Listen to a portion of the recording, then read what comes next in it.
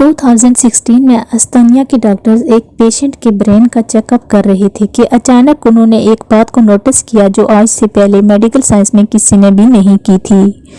इस पेशेंट को एक दिमागी बीमारी थी जिसकी वजह से डॉक्टर्स इसकी ब्रेन एक्टिविटी को ईईजी में रिकॉर्ड कर रहे थे। ये डॉक्टर के लिए एक रूटीन का चेकअप यानी नॉर्मल चेकअप था, जिसे आम पेशेंट का चेकअप कहा जाता है, लेकिन वो ये बात बिल्कुल भी नहीं जानते थे कि इस टेस्ट का रिएक्शन क्या होने वाला है जो मेडिकल साइंस में एक खलबली मचा देगा।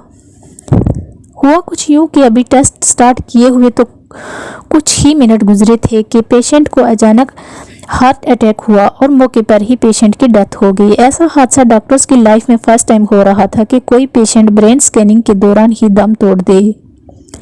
डॉक्टर को ये रियलाइज हो गया था कि पेशेंट की डेथ के वक्त इसके दिमाग में जो भी ख्यालात चल रहे होंगे टेस्ट में भी जरूर रिकॉर्ड हो गए होंगे।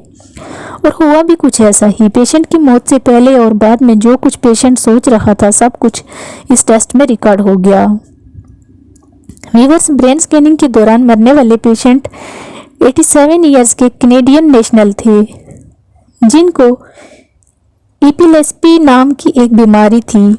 इसकी वजह से इनको बैठे बैठे दौरे पड़ने लग जाते थे और इसी वजह से डॉक्टर्स इनकी ब्रेन वेव्स को मॉनिटर करने के लिए ईईजी परफॉर्म कर रहे थे। ईईजी यानी इलेक्ट्रोएन्सेफलोग्राम ऐसा टेस्ट होता है जिसमें ब्रेन में चलने वाली इलेक्ट्रिकल एक्टिविटी को मॉनिटर किया जाता है। इस टेस्ट के लिए 1 दर्जन के करीब इलेक्ट्रोड्स को पेशेंट के सर पर चिपकाया जाता है जो ब्रेन सेल से रिड्यूस होने वाले इलेक्ट्रिकल चार्जेस को डिटेक्ट करता है और फिर कंप्यूटर स्क्रीन पर शो करता है। अब इस टेस्ट के रिजल्ट से डॉक्टर्स को कैसे पता चलता है कि इस वक्त पेशेंट के दिमाग में क्या चल रहा है? इस बात को जानने के लिए ज़रूरी है कि हम को ब्रेन कॉन्सेप्ट को पहले समझना ज़रूरी है। इंसान के ब्रेन में 100 अरब से भी ज़्यादा न्यूरॉन्स पाए जाते हैं। ये न्यूरॉन्स हमारे नर्वस सिस्टम का अहम तरीन हिस्सा होते हैं जिनका काम ब्रेन के अंदर ही एक जगह से दूसरी जगह मैसेज पहुंचाना यानी पैगाम रसाई का काम होता है। ये मैसेज असल में इलेक्ट्रिकल चार्ज से होता है जो ब्रेन के एक हिस्से के न्यूरॉन्स भेजते हैं और दूसरे हिस्से के न्यूरॉन्स इलेक्ट्रिकल चार्ज रिसीव करके इस मैसेज को प्रोसेस करते हैं और फिर बॉडी पार्ट को कोई भी एक्शन परफॉर्म करने का सिग्नल देते हैं। ब्रेन में बैक वक्त इतने ज़्यादा प्रोसेस एक साथ हो रहे होते हैं कि इनके नतीजे में अनगिनत इलेक्ट्रिकल चार्ज एक जगह से दूसरी जगह मूव करते रहते हैं। इन इलेक्ट्रिकल चार्जेस के मूव करने से वेव्स का एक पैटर्न सा बनता है जिनको ब्रेन वेव्स कहा जाता है। ब्रेन वेव्स का ये पैटर्न हर काम के लिए अलग अलग होता है जिनको मेडिकल साइंस की दुनिया ने अलग अलग नाम दे रखे हैं। अभी तक मेडिकल साइंस सिर्फ 5 टाइप्स के ब्रेन वेव्स को पहचान पाई है जिनको अल्फा, बीटा, गामा, डेल्टा और थीटा वेव्स के नाम से जाना जाता है। अल्फा ब्रेन वेव्स कुछ इस तरह की होती हैं जिनकी फ्रीक्वेंसी 8 से लेकर 12 हर्ट्ज तक होती है। 8 से लेकर ये वेव्स 12 तक बनती रहती हैं। हमारा ब्रेन वेव्स तब प्रोड्यूस करता है जब हमारा दिमाग बिल्कुल रिलैक्स पोजीशन में होता है, जब हम सुबह सुबह बेड से उठते हैं और बेड पर ही लेटे हुए रिलैक्स कर रहे होते हैं। अल्फा वेव्स तब भी प्रोड्यूस होती हैं जब हम योगा प्रैक्टिस करते हैं। अब मैं आपको बीटा वेव्स के बारे में कुछ इन्फॉर्मेशन दूंगी। बीटा वेव्स का पैटर्न कुछ इस टाइप का होता है जिसकी फ्रीक्वेंसी 12.5 से लेकर 30 हर्ट्ज तक होती है और ये तब प्रोड्यूस होती हैं जब हम अच्छी तरह जाग जाते हैं और अपने कामों में बिजी होते हैं। इसके अलावा बीटा वेव्स तब भी प्रोड्यूस होती हैं जब हम कुछ सोचो विचार कर रहे होते हैं या फिर किसी भी चीज़ पर ज़्यादा फोकस कर रहे होते हैं।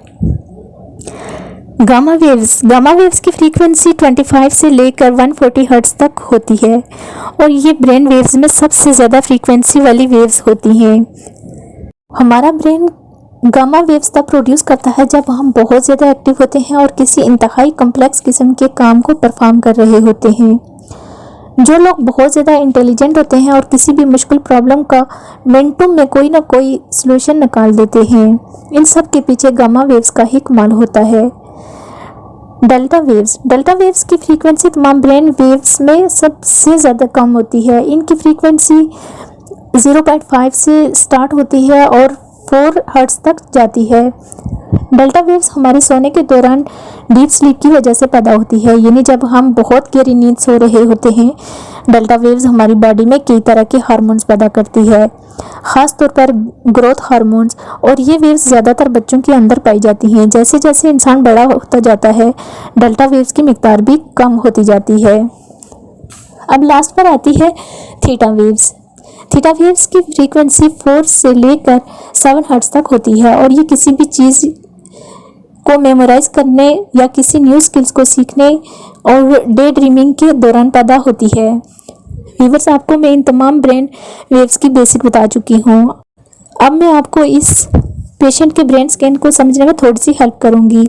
जैसा कि अब इसको ये पता चला कि गामा वेव्स की फ्रीक्वेंसी 25 से लेकर 140 हर्ट्ज तक होती है। इस रेंज के अंदर अंदर एक रेंज भी होती है जो 30 से लेकर 100 हर्ट्ज तक होती है, और ब्रेन इस वक्त खास फ्रीक्वेंसी यानी गामा वेव्स तब प्रोड्यूस करता है जब हम अपनी मेमोरी को यूज़ कर रहे होते हैं, यानी हम लाइफ के कुछ ख़ास इवेंट्स को याद कर रहे होते हैं। डॉक्टर्स ने इस कैनेडियन पेशेंट के ब्रेन में बहुत ज़्यादा गामा वेव्स नोटिस की, जो स्पेशली इस रेंज में आ रही थी। जब इंसान अपनी लाइफ के मेमोरीज को रिकॉल कर रहा होता है, इससे पहले भी साइंटिस्ट ने मरने वालों की ब्रेन एक्टिविटी को नोटिस करने की कोशिश की थी, लेकिन डॉक्टर्स इन ब्रेन वेव्स को पूरी तरह रिकॉर्ड नहीं कर पाए थे। लेकिन इस कैनेडियन पेशेंट के केस में मौत से पहले 2016 से 2022 तक यानी पूरे 5 साल तक अच्छी तरह स्टडी किया और फिर ये रिजल्ट निकाला कि मरते वक्त इंसान अपनी लाइफ इवेंट्स को याद कर रहा होता है। डॉक्टर्स और रिसर्चर्स की फाइंडिंग का कोई ठोस सबूत तो नहीं मिलता, लेकिन इनकी फाइंडिंग को साबित करने के लिए इन पेशेंट से भी रब्ता किया गया जो किसी बीमारी की वजह से मरते मरते बचे थे, या फिर कुछ ऐसे पेशेंट जो लास्ट मोमेंट में हॉस्पिटल में पहुंचते हैं तो इनकी जान बचा दी जाती है। जब इन लोगों से पूछा गया तो इनका भी यही कहना था कि इनके सामने जैसे किसी ने इनकी लाइफ का फ्लैशबैक चला दिया हो। ये एक्सपीरियंस किसी 1-2 लोगों ने नहीं किया, बल्कि कई लोगों ने इस किस्म की जवाबात दिए।